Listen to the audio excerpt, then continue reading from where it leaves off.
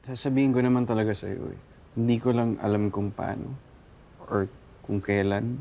Kasi ako rin mismo hindi ko pa alam kung ano yung nararamdaman ko eh.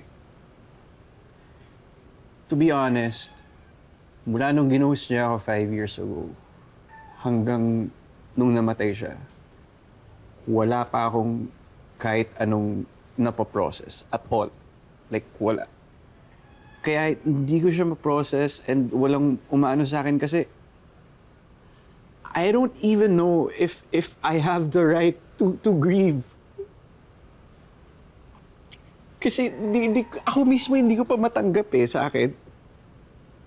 So, hindi ko rin alam kung kailan yun mangyayari sa akin, kung kailan ko matatanggap. Eh, hindi ko alam kung matatanggap mo. So, I do. It's just hard. Lalo na tama pala yung kutob ko. Tapos yung reason na sinabi ko na pumunta ako dito, hindi ko sinabi yung buong dahilan. Carl's last wish, his last death wish, was to bring his ashes to you. And sinabi niyo yun sa akin even before you guys started talking again. So. And when he died, it hit me. Why? Bakit? Bakit ikaw yung pinili niya? Hindi ako. Pumunta ako dito para tuparin yung wish niya. And so that I can get answers to my questions. And after a week of getting to know you, I saw a glimpse of his life through your eyes. And there I found his reasons. Carl loved you. He loves you. And I hope you find it in your heart to accept that. yun nga eh. See, that's the problem. I don't know.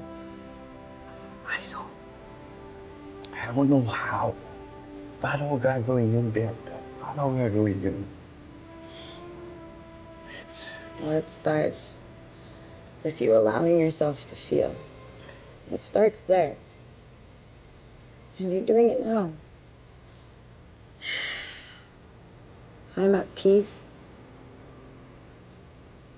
to know that you're his best man. I'm glad to meet his best girl.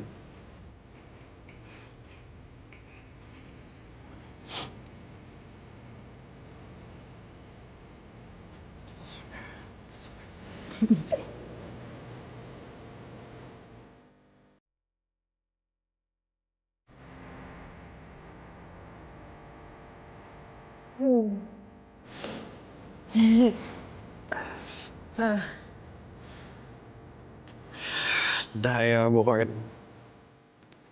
Dito ba naman gino-ghost mo? Well, technically, ghost ka naman na talaga. Pero wala eh. Pagkaamin ko kay Bianca, talagang nawala ka na lang na talaga bigla eh.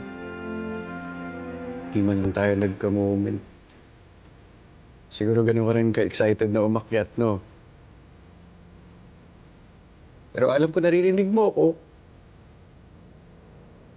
At sa pagkakataon na to, gusto kong marinig mo. Na mahal kita.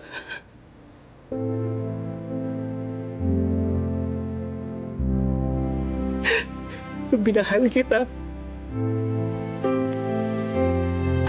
Mamahalin ulit kita. Susunod natin pagtatagpo. Wala eh. Siguro di talaga tayo tinadhana ngayon.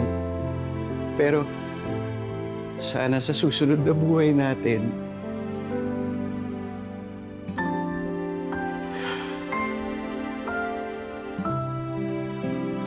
tayo naman. Pwede na.